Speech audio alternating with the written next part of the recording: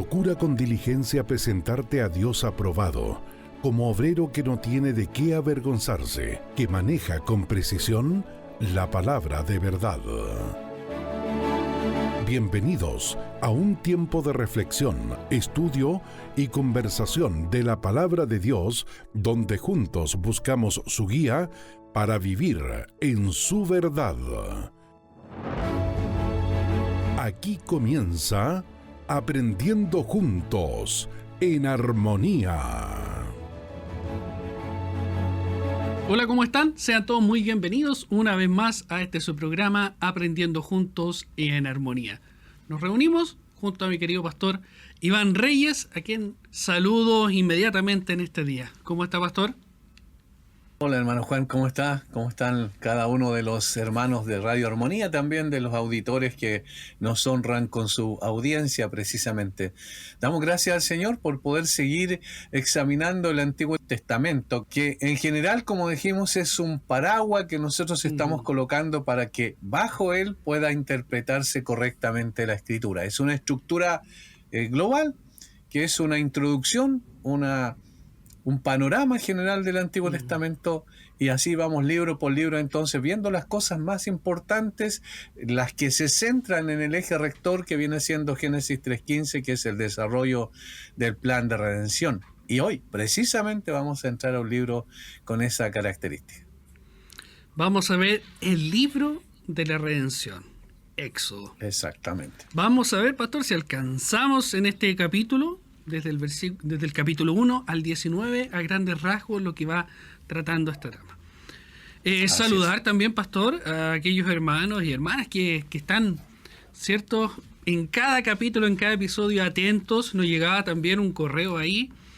Un saludo para nuestros hermanos de la quinta región, que nos decían: estamos contentos, estamos felices, somos bendecidos, y estamos acá con nuestra Biblia, cuaderno, con lápiz.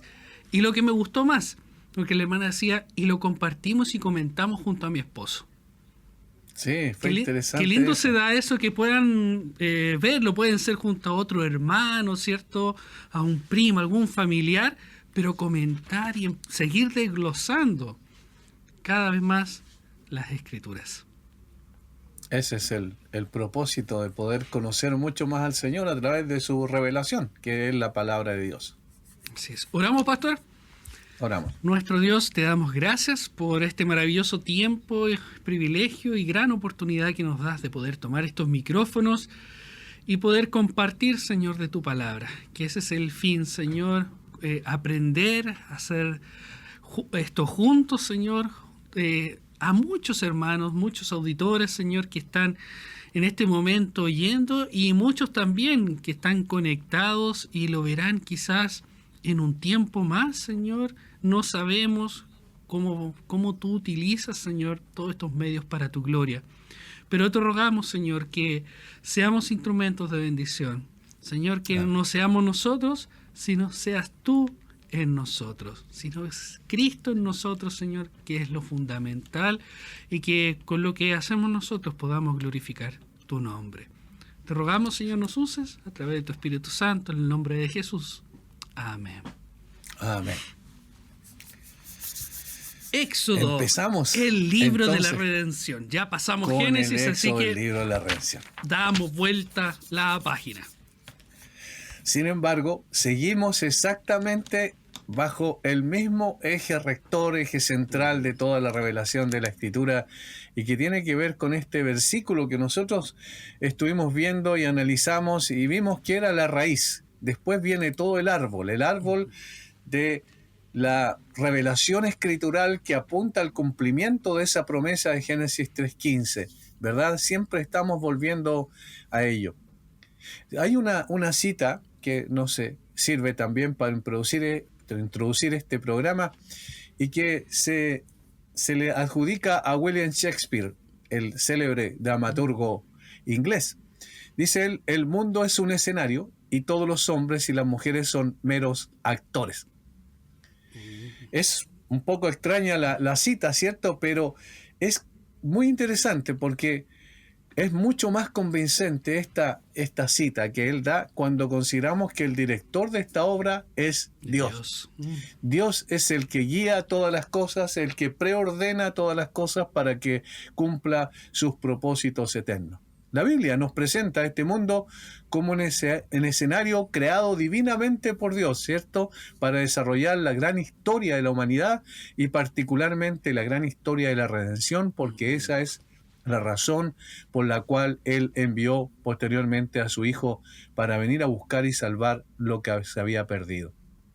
Dios entonces es el que interfiere en la humanidad con la finalidad de poder cumplir su propósito eterno de redención para el hombre y de esa manera ser glorificado su nombre. Qué maravilloso como lo presenta William Shakespeare, ¿cierto? El mundo es un escenario y todos los hombres y las mujeres meros actores. O sea, no nos deja figurar automáticamente, ahí nos deja a nosotros sin figurar, sin gloria alguna. Exactamente, como lo que realmente somos personas dependientes, absolutamente. Qué bueno. Y la Biblia, como lo dice después, y lo comentó, el escenario. Podemos ver todo cómo conducirnos, en la palabra del Señor está todo ahí, nosotros ahora actuamos conforme al libreto escrito. Que eso sería lo ideal en cada una de nuestras vidas. Eso sería lo ideal, ¿verdad?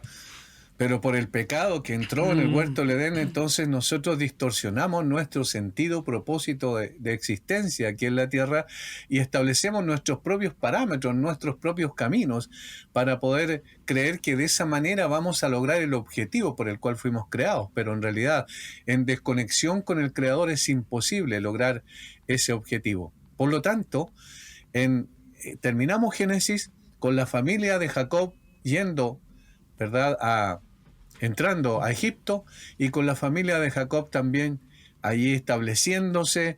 Se dieron algunas pautas respecto a lo que iba a pasar con las diferentes tribus, con los diferentes hijos de Jacob, y en ese sentido entonces el Señor centró su mirada, o nos ayuda a centrar nuestra mirada respecto a su revelación en la descendencia de Jacob y en la tribu de Judá particularmente. Como vimos, así terminamos más o menos, ¿cierto?, la introducción anterior al Génesis, y ahora iniciamos con esta familia ya en Egipto. Note cómo comienza el versículo 1 del capítulo 1.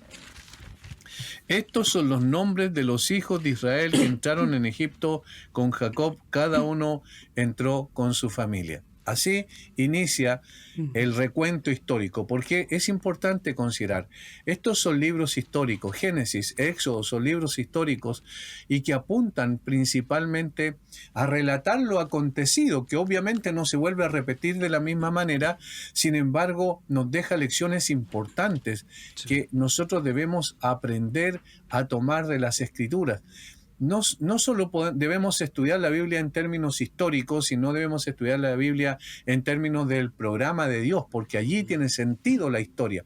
Allí cobra acción, cobra vida la historia para nosotros, porque tiene que ver con la redención de la humanidad. De tal forma que estos que entraron, que era la familia de Jacob, en Éxodo vemos que se multiplican rápidamente. Eso lo vemos en el capítulo 1, ya iniciando nos damos cuenta que la descendencia de Jacob se multiplica, y en esa multiplicación también empieza la opresión hacia esa misma familia, ya no como una familia propiamente tal, sino como personas que constituyen al final, cuando ya salen de Egipto, es decir, cuando se produce el éxodo, alrededor de 2 millones y fracción de personas. Entraron 76 y salieron de Egipto más de 2 millones de personas. Eso es como el plano general del inicio y de la salida de Egipto. Por allá, por el año 1450 a.C., se produjo lo que se conoce como el Éxodo, porque recordemos que esa es el sentido, el significado de la palabra. Éxodo significa salida. Entonces, iniciamos este libro considerando esto a grosso modo, y vamos a hacer una revisión de la historia como tal hasta el capítulo 19, y luego vamos a centrarnos en los temas centrales teológicamente que son aplicativos para lo que significó la historia. Es decir, la historia nos está representando algo que el Señor iba a hacer posteriormente a través de su propio Hijo. Quedamos atentos entonces, pastor. El lápiz ya está, pero con la tinta, ¿cierto? Está la hoja, pero lista para anotar. Empezamos Perfecto. con este recuento. Es importante anotar las citas. Sí, Así que para es nuestros importante. hermanos es importante ahí para que puedan anotar las citas y tener de qué va tratando de capítulo hasta cuál capítulo va hablando de qué. Perfecto. Entonces iniciamos con una descripción general del libro de Éxodo, los capítulos, quiero decir, 1 al 19. La descripción general empieza donde nos quedamos, obviamente, en el caso del el final del Génesis.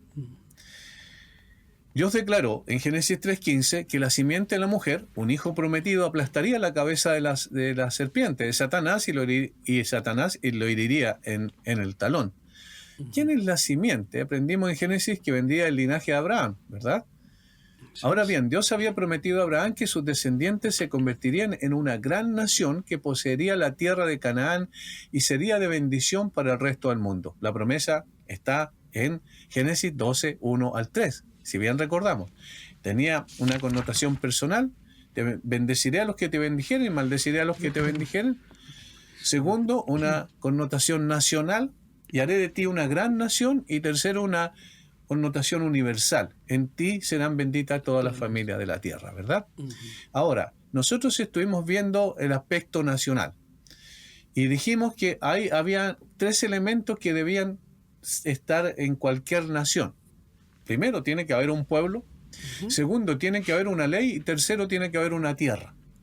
Eso es lo que mencionamos así a grosso modo, para que también vayamos recordando un poco lo que vimos y notemos cómo el Señor siempre está preocupado de cumplir precisamente las promesas que Él mismo se ha comprometido soberanamente. Pero cuando llegamos a Éxodo nos damos cuenta que no es el caso al inicio de Éxodo de que ya es una gran nación. Primero, porque no hay un pueblo todavía. Claro. Y tampoco poseen una tierra, y tampoco, ¿cierto? Aunque tienen una ley, todavía esa ley no se puede establecer propiamente, porque tiene que haber un territorio donde el pueblo interactúe y pueda dar lugar a esa ley.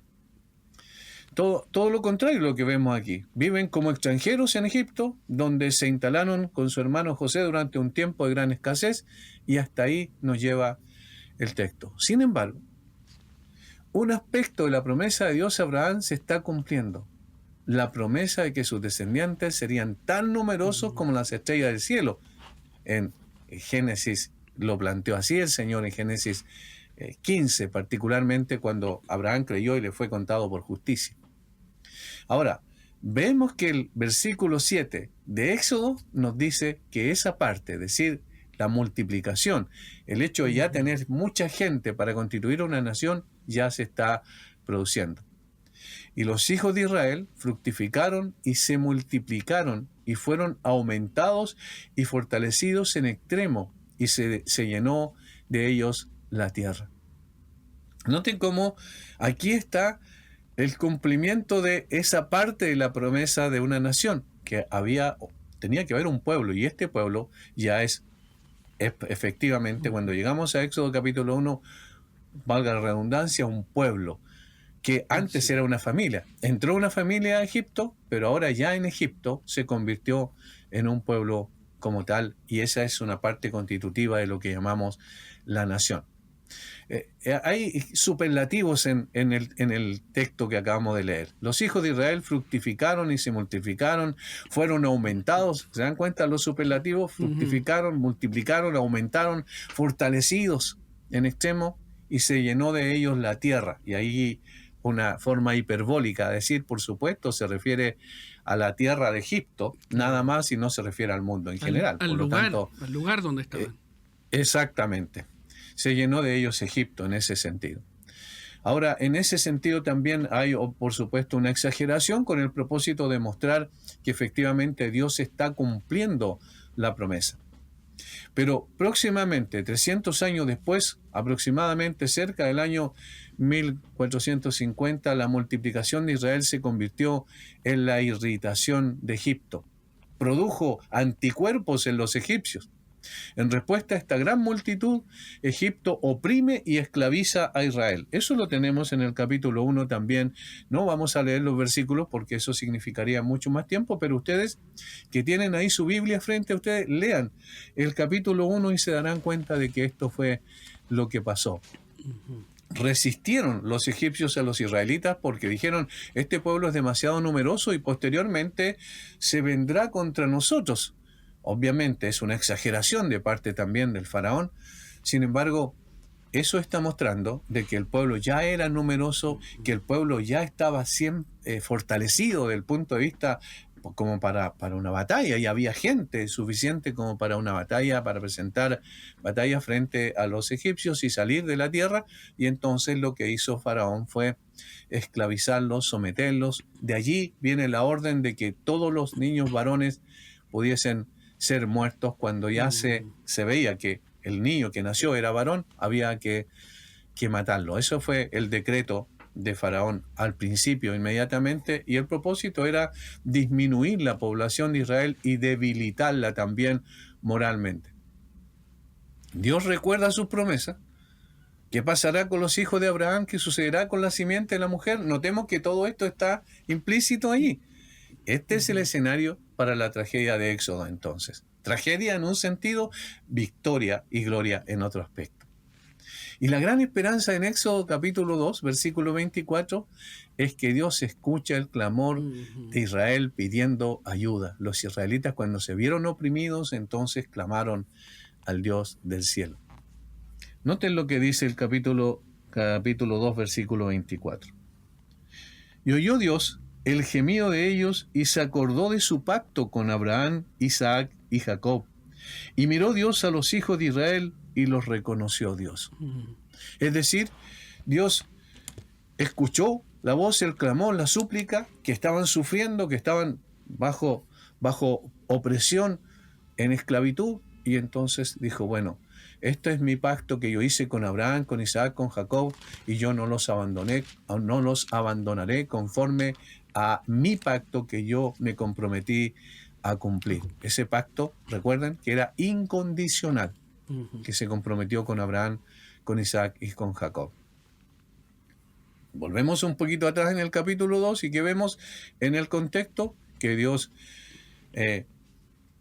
toma a Moisés, nace allí, muestra el nacimiento de Moisés, le da toda la protección necesaria a través de sus padres durante algunos meses, luego lo coloca, bien sabemos, en una canastilla, ahí en los juncos que habían en el Nilo, y entonces la hija de Faraón encuentra precisamente a Moisés, lo saca y lo prohija, es decir, lo transforma en su hijo adoptivo en un sentido, pero su hermana estratégicamente le dice que hay una mujer de los hebreos que puede criarlo, y esa es su propia madre, de tal forma que Dios también allí está protegiendo a Moisés para usarle como su instrumento posteriormente para la liberación del pueblo de Israel de Egipto. ¿Qué es lo que ocurre en el capítulo 3? Dios se le aparece a Moisés en forma de la zarza ardiente que digamos que arde pero no se consume, y entonces Dios revela su plan para rescatar a su pueblo. Versículo 8 del capítulo 3. He descendido para librarlos de mano de los egipcios y sacarlos de aquella tierra, una tierra buena y ancha, a tierra que fluye leche y miel, a los lugares del cananeo, del eteo, del amorreo, del fereceo, del heveo y del jebuseo. El clamor pues de los hijos de Israel ha venido delante de mí, y también he visto la opresión con que los egipcios los oprimen.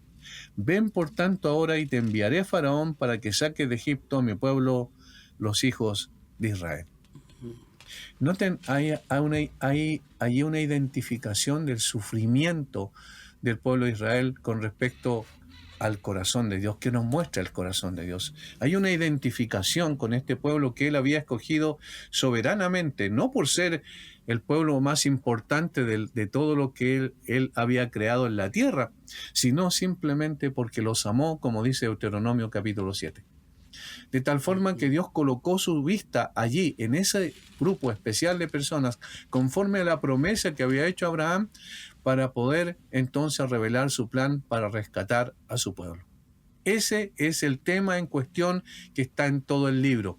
El plan de Dios para rescatar a su pueblo, la acción de Dios para interferir en los asuntos de los hombres y de su pueblo en particular en Egipto, para librarlos, para darles libertad de la esclavitud. Nunca olvidemos eso. Esto es lo que está detrás de toda la escena. Esto es lo que está detrás de toda la historia que relata el libro de Éxodo. Maravilloso ver cómo Dios lleva todo esto a cabo, lo orquesta perfectamente y va cumpliendo su promesa. No deja nada suelto, sino que va guiando todo y nos va mostrando realmente cómo Él actúa. Aún en medio de las dificultades que podamos ver, su obra, su plan se va cumpliendo y todo ordenadamente.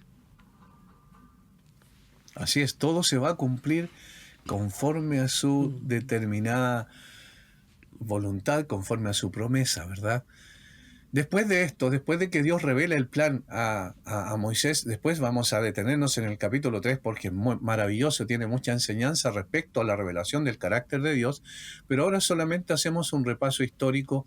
Después de que revela el plan, entonces, ocurre que empieza el enfrentamiento. ¿El enfrentamiento de quién? El enfrentamiento, nosotros decimos, de los israelitas con los egipcios. No, el enfrentamiento entre el Dios de Israel y el faraón de Egipto, y también podríamos decir, y los dioses de Egipto. Es decir, el Señor muestra que no hay más Dios que Él. Y eso es lo que le dice a Moisés, el gran yo soy. Moisés pregunta, ¿y qué diré si me dicen quién te envió? Y el Señor le dice, bueno, dile yo soy. Me envió a vosotros. Yo soy el que soy. Esa es una declaración de la no solo del nombre de Dios, sino de la identidad de Dios. ¿Quién es Dios? Es el que es el eterno, el que existe por sí mismo, el que siempre ha sido y el que siempre será. Porque eso es lo que significa la palabra en el original, yo soy. Y entonces comienza esta confrontación, Éxodo capítulo 7, versículo 14. Dios envía una serie de plagas espantosas sobre la tierra de Egipto, pero después de las primeras plagas, Dios hace una distinción, comienza a haber una separación en su juicio en relación a su pueblo de Israel. Ya el juicio viene sobre Egipto nomás y no sobre todas las personas que habitan allí, excluyendo a los israelitas. Para dejar en claro quién es su enemigo y quién es su pueblo. Los egipcios reciben úlceras en sus cuerpos, granizo destruyen sus tierras, langostas devoran sus cultivos que quedó del granizo, una oscuridad absoluta sofoca sus casas. Sin embargo, ninguna de estas plagas afecta al pueblo de Dios sorprendentemente, y Faraón se niega a ceder y liberar a su pueblo. ¿Cuál es el mandato que se repite en todas estas plagas? Deja ir a mi pueblo para que me sirva. Deja ir a mi pueblo para que me celebre fiesta. Deja ir a mi pueblo para que me glorifique, en otras palabras. Eso es lo que el Señor está diciendo una y otra vez a través de Moisés. Primero Moisés y Aarón, luego solo Moisés, cuando se presentaba delante de Faraón para darle la orden perentoria de que tenía que dejar ir a su pueblo, porque de lo contrario iba a tener que seguir sufriendo esas catástrofes a modo de plagas que tenían también una intención, como dije, espiritual, que vamos a analizar posteriormente, porque este libro tiene una riqueza impresionante en términos teológicos, pero que ahora hacemos un recuento respecto a lo que sucedió históricamente. Hasta el último acto de juicio, la 10ª plaga, el Señor advierte a Moisés que irá por todo Egipto y quitará la vida de todos los primogénitos en la medianoche, es decir, los primeros hijos. No obstante, incluso en su plan por derramar ira sobre sus enemigos, en su misericordia, el Señor provee una forma de librar a su pueblo. Y aquí tenemos que hacer énfasis en esto. Por su pura misericordia, porque los israelitas y los egipcios debían morir, porque ambos estaban bajo la misma condición de pecado. Ninguno era mejor que otro. ¿Por qué el Señor escoge a su pueblo? Simplemente por la promesa que Él había hecho a Abraham, Isaac y Jacob, y que la iba a mantener, porque a través de ese pueblo traería la simiente santa, que sería el verdadero Moisés, vamos a decir así, o el más grande que Moisés, que era el verdadero libertador, el Señor Jesucristo. De forma tal que esta es una expresión de gracia simplemente, de misericordia. No había nada bueno en los israelitas que atrajo la mirada de Dios, sino solamente su pura misericordia, compasión y fidelidad con la cual iba a cumplir su promesa. ¿Cómo se manifiesta esta expresión de misericordia y gracia? Cada familia debía sacrificar un cordero de un año y poner su sangre en el marco de la puerta, en las 3 postes principales de la puerta. Vemos esto en Éxodo capítulo 12, versículo 13. Y la sangre os será por señal en las casas donde vosotros estéis, y veré la sangre y pasaré de vosotros, y no habrá en vosotros plaga de mortandad cuando hiera la tierra de Egipto. Esta es la palabra Pascua, que en hebreo es Pesaj, que significa dar un salto o pasar por alto.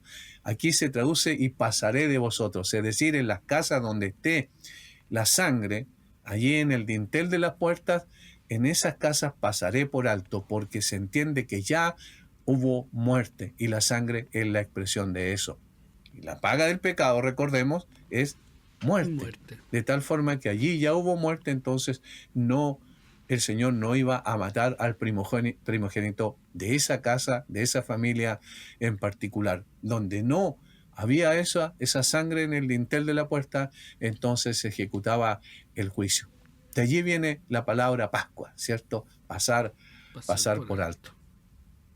Por esta razón, este acto decisivo de juicio y gracia recibe el nombre de Pascua. Dios pasó por alto los hogares marcados con la sangre del sustituto, el cordero que fue inmolado. ¿Se va entendiendo? Sí, y ya vamos en Éxodo 12. Queda poquito. Vamos rápidamente, pero se va entendiendo qué trata cada capítulo. Exactamente, que no solo es historia, eso es lo más importante que tenemos que entender. No se trata de mera historia, se trata de que hay detrás también, sin duda, una lección espiritual súper importante que apunta al cumplimiento de la promesa de Génesis 3:15. Después de este golpe, de este último golpe, Faraón finalmente se rinde a Israel y se rinde, ¿cierto? E Israel sale de Egipto en un gran éxodo. Pero el Señor todavía no ha terminado con Egipto. Éxodo 14:4 dice: y yo endureceré el corazón de Faraón para que lo siga, y seré glorificado en Faraón y en todo su ejército. Y sabrán los egipcios que yo soy Jehová. Y ellos lo hicieron así. Así que con una columna de fuego por la noche y una de nube durante el día, Dios conduce al pueblo a la orilla del Mar Rojo. Un callejón sin salida, los deja allí sin ninguna posibilidad de escapar, porque por un lado en el norte tenían una cordillera, en el sur tenían otra cordillera, delante de ellos al este estaba el Mar Rojo y al oeste, detrás de ellos, venían los egipcios para poder recapturarlos y volver a esclavizarlos. El Señor los guía ahí, es muy interesante eso, y que es motivo obviamente de una exposición mucho más amplia si lo vemos con detalle, pero en términos generales Dios es el que lo lleva a esa trampa que él mismo ha ideado. El rojo vivo en esta persecución, lo que trajo temor obviamente a los israelitas, es el ejército egipcio que se acerca. Pero el Señor, a través de Moisés, separa las aguas, Israel camina por tierra seca, y luego el Señor ahoga a sus enemigos en un torrente de juicio en el mismo lugar que fue liberación para Israel, fue de muerte para sus enemigos. Es una historia asombrosa, pero también con un sentido de del poder de Dios, de la autoridad de Dios sobre los egipcios, donde por medio de las plagas aplastó cualquier concepción de que los dioses egipcios tenían algún poder o tenían siquiera existencia, y que era evidente que el único Dios verdadero era Él, porque ese fue el propósito por el cual lo llevó a la encrucijada a los israelitas. Fue para poder glorificarme en Faraón, dice el Señor, a través del juicio que iba a desatar y que iba a producir entonces también temor reverente. Eso es lo que debía producir en cada uno de los israelitas. Ahora bien, ¿el pueblo redimido por el Señor seguirá confiando en el Señor? Su travesía no ha acabado. De hecho, su excursión a la tierra prometida solo ha comenzado. Este es el inicio. Y en el capítulo 15, después de que pasan el Mar Rojo, Moisés alaba a Dios por su liberación. Por otro lado, su hermana Miriam también, y cantan, algunos dicen, una especie de coro antifonal, allí junto al Mar Rojo, ya liberados completamente de los egipcios, sin posibilidad de volver otra vez a ser esclavizados, y alaban al Señor, y de allí ese cántico, ¿cierto?, que echó a la mar los carros del faraón, que destruyó su ejército, y ellos se gozan y dicen que Dios hizo todo eso y correctamente lo alaban. El problema es que poco después comienzan a murmurar nuevamente contra el Señor. Pero el Señor, a pesar de que este pueblo es quejumbroso, desobediente, murmurador, que no es digno del favor de Dios, sin embargo los guía por el desierto para hacer pacto con ellos. Éxodo 19, 4 y 5. Vosotros visteis lo que hice a los egipcios y cómo os tomé sobre alas de águila y os he traído a mí. Ahora, pues, si diereis oído a mi voz y guardareis mi pacto, vosotros seréis mi especial tesoro sobre todos los pueblos, porque mía es toda la tierra. Dios desciende sobre el monte Sinaí en toda su majestuosidad, santidad, como veremos posteriormente, y marca a Israel con su ley gloriosa, con la ley del Sinaí, con esa ley que iba a ser entonces el segundo elemento de la constitución de una nación. El primero, ya había un pueblo que salió de Egipto, alrededor de 2 millones y fracción de personas, y luego había una ley que los iba a regir, que el Señor les dio del monte Sinaí. Este es un capítulo increíble en la historia redentora. Opresión, juicio y un rescate milagroso. Las promesas hechas a Abraham están un paso más cerca de su cumplimiento en la simiente de la mujer que ha de venir. Pero esta es solamente una historia, no es solamente una historia apasionante. De hecho, quizás podemos notar durante nuestro repaso que a lo largo de este tiempo hemos hecho, que Dios habla a Moisés y a Aarón, y por medio de ellos Él habla y confronta a Faraón y al pueblo de Israel. A través de sus palabras, el Señor revela el significado de los grandes acontecimientos que se han logrado en este gran escenario. Por esa razón, Éxodo es un libro fundamental para entender el resto de la Biblia. Y eso lo vamos a discutir a continuación cuando estudiemos 5 temas teológicos claves que surgen en esta primera mitad del libro. Interesante esto. Dios es el Dios que habla. Recuerden en Génesis capítulo 3, ¿dónde estás tú? Posteriormente se revela también a Noé, posteriormente se revela a Abraham y posteriormente se revela a José a través de los sueños, se revela a Jacob, se revela a toda la descendencia de Jacob posteriormente a través del Sinaí, ¿cierto? Donde les da esa ley para que los rija, pero Dios habla a través de Moisés, a través de Aarón. Dios habla a Faraón, deja ir a mi pueblo para que me sirva, y entonces Dios es el que está transmitiendo, no solo relatando una historia, sino constituyendo una historia, porque Él es el Dios de la historia, sino que a través de esa historia Él quiere enseñar lecciones mucho más importantes y trascendentes que la relación de Él con un pueblo. Me gustó mucho, pastor, cómo lo nombra. La historia redentora, la opresión, el juicio y el rescate milagroso. Exactamente.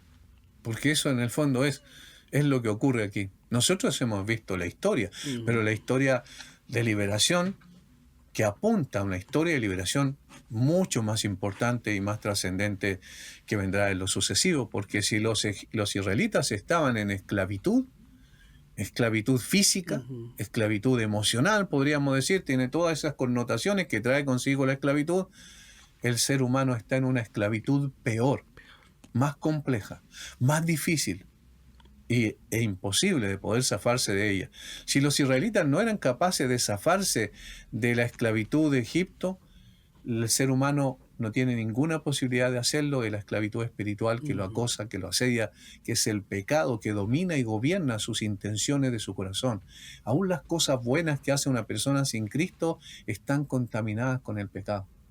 Es decir, el pecado es el Señor, el amo, el dueño de las personas. Obviamente estamos personificando al pecado porque evidentemente detrás de él está el creador del pecado, que es el propio Satanás, ¿verdad? Ujú. Y eso nos tiene que dejar en claro a cada uno de nosotros que no podemos escapar solos. Así es. Lo necesitamos a Cristo, necesitamos la dependencia total de Dios, su gracia, su misericordia para poder seguir en esta vida, para seguir sus propósitos, para seguir su camino. Nuestra naturaleza no va a querer. No, claro, es decir, está inclinada a Ujú. no querer. De hecho, por eso hemos visto cómo, bueno, después, posteriormente en el desierto, el pueblo de Israel se rebela una y otra vez contra el Señor. Se rebela contra su provisión, en número, por ejemplo. Se rebela contra sus líderes, los líderes que el Señor colocó. Se rebelan contra Moisés y Aarón. Se rebelan contra el propio Dios al hacer un becerro de oro. Aquí mismo en el libro de Éxodo eso está planteado. Rompen el pacto, ellos mismos rompen el pacto. Dios reconstituye ese pacto nuevamente para poder seguir tratando con ese pueblo, para que esta simiente santa no se pierda en el proceso, sino que llegue finalmente a la consumación cuando el Señor Jesucristo aparece como la expresión de esa simiente, como dice Pablo en Gálatas, no dice de sus simientes cuando le da la promesa a Abraham, sino de su simiente, la cual es Cristo. Así De tal es. forma que esta es la historia del Antiguo Testamento es una historia del fracaso del hombre, pero del triunfo de Dios. Donde el hombre fracasa, Dios triunfa. Y eso es lo que nos da esperanza y certeza y seguridad a cada uno de nosotros, porque el Señor es el que hace la obra completa de principio a fin. En este caso, Dios es el que libera a Israel de Egipto, utilizando como instrumento a Moisés, sin duda, porque el Señor utiliza hombres, seres humanos frágiles, débiles, seres humanos que, como una vasija, nos rompemos muchas veces en 1000 pedazos y el Señor nos reconstituye nuevamente para seguir siendo los sembradores, los que lanzamos la red, para que así, ¿cierto?, más personas puedan llegar al conocimiento de Cristo y sean redimidos de la esclavitud más terrible, más opresiva, más dominante que la esclavitud del pecado. Por eso quedó muy bien el título, pastor. Éxodo, el libro de la redención. Sin duda. Maravilloso. La historia del fracaso del hombre y el triunfo de Dios. Así es. Pastor, dejamos hasta aquí. Ya terminamos con el 19 y comenzamos ya con el capítulo 20, el próximo programa en adelante. No. ¿No? ¿Todavía? No, Vamos a verle, porque, o vamos a ver algo claro, más ahí. Claro, lo que pasa es que hicimos un recuento histórico nada más hasta el capítulo 19. ¿Recuerdan? Que lo vimos así, como Ajá, histórico. ya. Y ahora lo vemos en cuanto a los temas centrales que nos dan estos capítulos del 1 al 19. Ya, ahí me Que gustó son más. 5 temas teológicos claves que surgen en esta primera mitad de Éxodo, que esta es la riqueza más grande. La historia también tiene un sentido y un propósito, pero la historia revela temas teológicos que posteriormente se desarrollan en todo el resto de las Escrituras. Ahí me gustó más, pastor, para no pasar tan rápido todo Sí. esto, ¿cierto? Exactamente. Para que vean también y sepan nuestros hermanos que yo no tengo idea de lo que va a pasar el pastor, ¿eh? Yo estoy como alumno. El profesor, él sabe la materia que va a pasar. Gracias, pastor, por compartir junto a nosotros, por guiarnos, por enseñarnos, instruirnos en la palabra del Señor. Y a cada uno de nuestros hermanos, gracias por acompañarnos en este día. Recuerda ir compartiendo. Si no estás suscrito a nuestro canal de YouTube, hágalo. Búsquenos ahí como Ministerio de Armonía y esté al tanto de todo el contenido que estamos haciendo para usted y por sobre todo para la gloria de Dios. Amén. Un abrazo y que Dios les bendiga. En Armonía hemos presentado Aprendiendo Juntos en Armonía. ¿Quieres volverlo a escuchar? Encuentra Aprendiendo Juntos en Armonía en Spotify, Apple Podcast y en armonía.cl. Cada semana, un nuevo episodio.